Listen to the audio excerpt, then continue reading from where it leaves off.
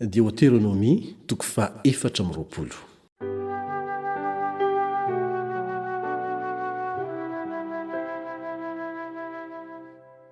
Didy samihafa ny amin'ny fisaoram-bady sy ny tsy fanaovana izay hampahory ny sasany. Raha misy lehilahy makavady ka mampakatra azy ary tsy tiany intsony raha vehivavy noho ny ahitany fahalotoana eo aminy, dia aoka hanoratra taratasy fisaoram-bady ho andra-vehivavy izy ary hanolotra izany eo an-tanany ka hampiala azy ao an-tranony. Ary rehefa miala ao an-tranony raha vehivavy dia mahazo mandeha ka manambady olo-kafa.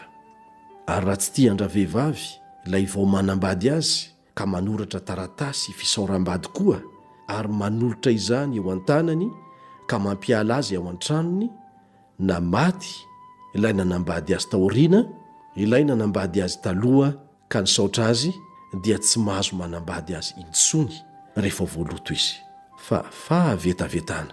Eo i mason'i Jehova izany, ary aza mampiditra heloka amin'ny tany izay omeny Jehova Andriamanitra ao olovanao. Raha misy lehilahy vao napaka-bady dia tsy handeha hiantafika izy ary tsy hampanaovina fanompoana akory, fa havela hitoetra ao an-tranony heri-taona ka hampifaly ny vadiny izay vao napakariny. Aza misy olona maka ny fikisoam-bary ho tsatoka na ny vatony ambony aza, fa maka aina ho tsatoka izany. Raha misy olona hita mangalatra ny anankiray amin'ny zanak'Israely rahalahiny ka manandevo azy, dia atao maty izany mpangalatra izany, ho fongoranao tsy ho eo aminao ny fanao ratsy.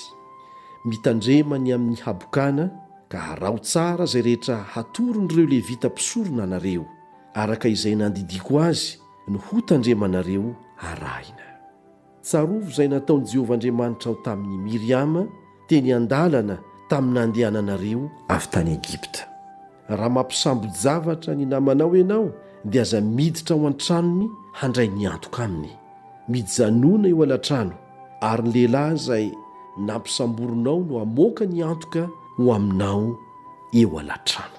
Ary raha malahelo raha lehilahy, dia aza tananao milokalina ny antoka, fa tsy maintsy haverina ho aminy mihitsy rehefa tokony ho maty masoandro, mba hirakofa ny lambany ka hisaorany ianao, dia ho fahamarinana ho anao eo anatrehan'i Jehova Andriamanitra ao izany. Aza manao fitondrana sarotra amin'ny mpikarama izay mahantra sy malahelo, na rahalahinao na vahiny ao amin'ny taninao sy ao an-tanànanao. Fa andro hanaovany ihany no hanomezanao azy ny karamany, raha mbola tsy milentika ny masoandro, fa malahelo izy, ka izany no irin'ny fony. Fa andrao hitaraina amin'i Jehova no nataonao izy, dia ho fahotana aminao izany. Ny ray tsy atao maty amin'ny ataon'ny zanany, ary ny zanaka tsy atao maty amin'ny ataon'ny rainy, fa samy atao maty amin'ny fahotany avy ihany ny olona. Aza manao fitsarana miangatra amin'ny vahiny sy ny kamboty, ary aza maka fitafian'ny mpitondra tena ho tsatoka. Fa tsarovo fa andevo tany Egipta ianao, ary Jehova Andriamanitra ao efa nanavitra anao ho afaka tany, koa izany no andidiko anao hanao izany zavatra izany. Raha mijinja ny varinao any an-tsaha ianao, ka misy amboara hadininao any, dia aza miverina azy, fa aoka ho an'ny vahiny sy ny kamboty ary ny mpitondra tena izany, mba ho tahian'i Jehova Andriamanitra ao ianao amin'ny asa rehetra ataony tananao. Raha manintsana ny hazo olivanao ianao, dia aza miverina hitsimpona izay sisa, fa aoka ho an'ny vahiny sy ny kamboty ary ny mpitondra tena izany. Raha mioto ny voaloboka ao ianao, dia aza miverina hitsimpona izay sisa, fa aoka ho an'ny vahiny sy ny kamboty ary ny mpitondra tena izany. Ary tsarovy fa andevo tany amin'ny tany Egipta ianao, koa izany no andidiko anao hanao izany zavatra izany.